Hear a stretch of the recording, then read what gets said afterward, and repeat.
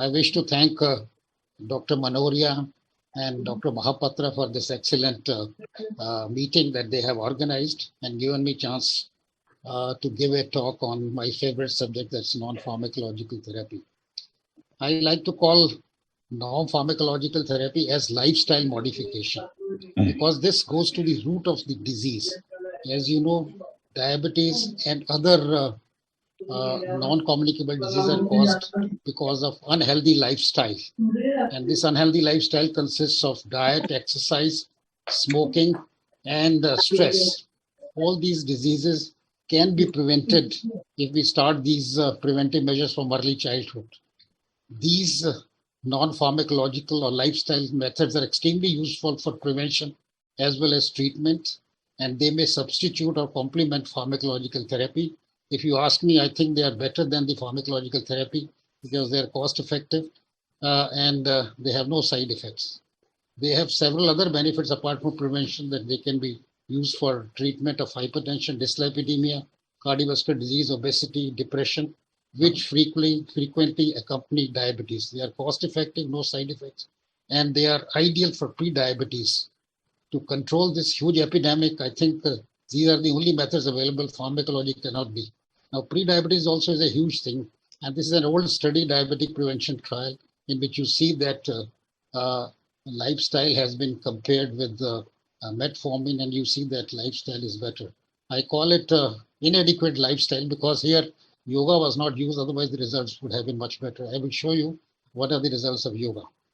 Now, briefly, I'll discuss about activity, physical activity, and smoking, but I will stress a lot on yoga, which is my favorite subject. Now, you all know atherosclerosis occurs because of these risk factors, dyslipidemia, hypertension, etc. And physical inactivity also causes this because it can alter many factors. For example, it can cause inflammation, dyslipidemia, hypertension, obesity, diabetes. And patients who are obese, who are elderly, who are diabetic, they really do not do exercise. So there's a complete mix of these factors which causes really atherosclerosis. And you all know the benefits of exercise. I think we all know that, but patients also don't do it. And I will dwell upon how to make them really more regular with these lifestyle methods. Well, epidemiological studies suggest that physical exercise can decrease diabetes mellitus by 16 to 46%, depending upon the intensity of exercise. There is actually an inverse relationship, and in very high risk cases, more than 50% can be prevented. They can also be used for better control of diabetes, and they have also been shown to potentiate the effect of drugs. There's a study in which metformin has been combined with exercise. It seems to be as good as the other drugs without any side effects. The physical exercise decreases obesity, improves quality of life and depression, and the mechanism has been studied that it improves the insulin sensitivity and decreases inflammation. There is also additional cardiovascular risk reduction, which is the main aim of treating diabetes, that is hypertension, the lipids like LDL, triglycerides, and cardiovascular disease. Both aerobic and resistant exercises are useful, and most of the guidelines say that 150 minutes per week should be done of moderate exercise, but more the better. Well, smoking, all of you know, has tremendous side effects, and smokers have 30 to 40% more chances of getting diabetes mellitus. There are several epidemiological studies to show that, and the reason is because smoking causes inflammation, and including the the pancreas, and this may cause insulin resistance. Smoking has been shown to cause this. Higher chances of belly fat, which predisposes to diabetes. As you know, metabolic syndrome can cause this. Smoking predisposes to cardiovascular disease, peripheral vascular disease, neuropathy, and quitting smoking improves control of blood sugar, and we will come to that up. Now I'll come to my main topic, that is yoga. Epidemiological studies suggest that stress can cause diabetes mellitus. This is an ignored subject, that stress management is really not done, but I'll show you how important this is. The mechanism has also been studied, how stress causes this, that is neuroendocrine and autonomic nervous system. Yoga is a holistic mind-body discipline which can control stress. Actually, yoga has three activities, that is some asanas or postures, and breathing, and meditation. Meditation is the most important part, which has been studied extensively, but all three have been studied. And there are several studies to show that it is beneficial in pre-diabetes and managing diabetes. I'll show some of the randomized trials which are available. And yoga has several other cardiovascular benefits, as you all know: hypertension, metabolic syndrome, dyslipidemia, obesity, and may decrease insulin resistance and inflammation. Well, this is one of the epidemiological study in which job strain and diabetes has been related. And you can see that in this study of 40,000 men and women, the stress, job stress was related to diabetes, 25% increase in incidence of diabetes if the stress occurs. Now, how does stress cause diabetes? Well, this is exact mechanism not known, but it has been shown that stress stimulates the hypothalamic pituitary adrenal axis, which releases several hormones like cortisol, glucagon, renin, etc., which can cause atherosclerotic, atherogenic dyslipidemia. It can also cause hormonal suppression. Insulin can be decreased, blood glucose can increase. The most important thing is it can change the behavior. That's very important. If we can control the behavior, I think many of these things could be solved. It also causes inflammation and other things which can cause hypertension and sympathetic nervous system, autonomic nervous imbalances there, which can also have a contribution to diabetes. So this is the mechanism. And as I said, there is a tremendous role of yoga in cardiovascular disease. As you know, cardiovascular disease it's a continuum, starts with risk factors like dyslipidemia, diabetes, etc. That causes oxidative stress and neurohormonal imbalances and inflammation, which causes atherosclerosis, complicated mechanism, which causes thrombosis, infarction, arrhythmias, and heart failure. And it has been shown that yoga can act at almost all levels. But we will talk about diabetes today.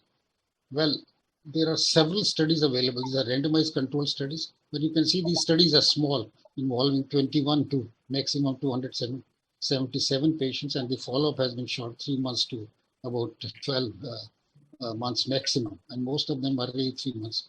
But there is a consistent benefit of HbA1c in most of these studies. Except one study, all studies have shown there's a consistent 0.5 to almost 1. And not only there's a benefit of HbA1c, lipids are also reduced, the weight is also reduced. So there is definite evidence that yoga, in addition to the usual therapy, can be very helpful. But this is the largest study ever done in yoga. And this is from our country, South India.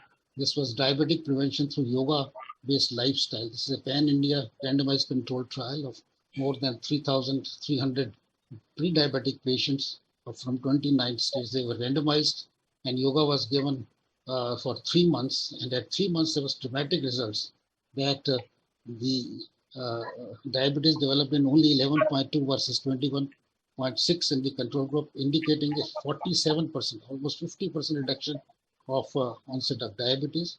And normoglycemia, they call reversal of diabetes, was achieved in 52 as against 40% the control group.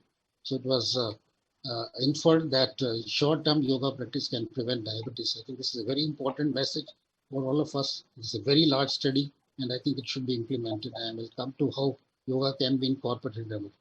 Now, as you heard about from Tiny Nair, a beautiful lecture, that hypertension control is very important, and yoga can also reduce blood pressure modestly without any side effects and all. Again, there are several randomized studies, more than 40 randomized studies. This is a meta-analysis, and all of them have shown to reduce blood pressure, although the reduction of blood pressure is modest. The systolic is a 5 to 7 and diastolic is 3 to 5. But I think small change of blood pressure can decrease the strokes and coronary artery disease. And the results of yoga are so convincing in hypertension that it is coming into the guidelines now. These are the latest guidelines of hypertension 2020 of International Society for Hypertension. And they have included for the first time ever yoga and meditation in the non-pharmacological or lifestyle methods. They have said yoga could be used as mild exercise and meditation to reduce the stress, which has, as I said, has been shown to worsen the diabetes.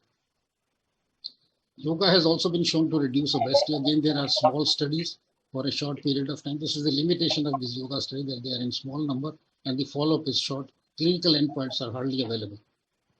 Metabolic syndrome, which is a very common entity in our country, has also been shown to be improved markedly, not only the central obesity, but also the blood pressure and others. We did a study some years back, which was published, that in 100 patients of metabolic syndrome, we did yoga in half, and the other half, we did not give the usual medical treatment. And we found that at the end of 1 year, the carotid intimal thickness was significantly reduced in the yoga group, indicating that subclinical atherosclerosis may be reversed by yoga in these patients. In addition, these patients showed reduction of BMI, the waist circumference, HDL, LDL, and systolic blood pressure. Other studies have Sir, shown your time is over. improvement. Just 1 minute more. Other studies have shown insulin resistance improved. Then stress has been shown to be reduced, and the stress can worsen, as I said, the diabetic control. And in quitting smoking, yoga may also be helpful, although we need more studies. Even lipids can be reduced modestly. And this is the mechanism proposed, that it is opposite of what the stress does, that there is a decrease of this activation of HPA system, and which changes the insulin sensitivity, etc. Then yoga is also a mild exercise, which can also add to this. And there are changes in the brain and structure of the which can depress. So this is how the mechanism has been proposed. Now, question is lifestyle difficult to modify? Many studies in the literature suggest that lifestyle is difficult to change by most people. And I think we have to change the mind of these people, because it's a weak mind. Many people know exercise is good, diet is good, but they don't follow it because the mind says, take it today, not tomorrow. So what we found in our studies, I've been using yoga for a long time. If mind control can be achieved by yoga, the compliance with diet and exercise improves to 80 to 90%. Not only me, but Dean Ornish and Dr. Gupta from our country have shown that it can be markedly improved. So to conclude, non-pharmacological lifestyle measures are extremely useful prevention and control of diabetes mellitus. Physical exercise can prevent diabetes mellitus, control sugar, obesity, dyslipidemia, and cardiovascular disease. Smoking increases the risk of diabetes and interfere in management. Yoga is extremely beneficial in pre-diabetes and control of sugar, and has cardiovascular benefits, may improve compliance also. Non-pharmacological therapy is cost-effective, has no side effects. Hence, I think this is the only method of preventing the increasing burden of disease in our country or anywhere else in the world, and this should be used. And I said, if you can combine yoga, the compliance may improve. Of course, we need more studies in yoga, but I think this is very important. The behavior of the individual, unless they change, they know what is good, but they don't follow it. And we have seen in our studies, and I think further studies are needed. If the behavior changes, then these can be followed much more. Thank you very much for the question. Sir, just we want to know one thing. This Brahm Kumaris tell us to do Raj Yoga meditation. Is it the same meditation, or is something different which you recommend?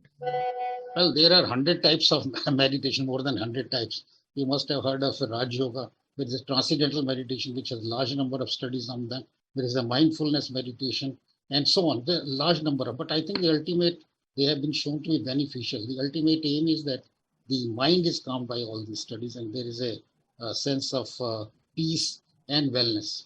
Actually, yoga and meditation achieve physical, mental, emotional, and spiritual well-being. And any type of yoga or meditation, there are a number of yogic schools also, but I think all of them have been studied, and most of them have been studied, and the results are the same. So any Brahm Kumaris or any other meditation you use, I think results are same. Thank you, sir. I would like to know one thing, that how easy or how difficult to learn the practice of meditation.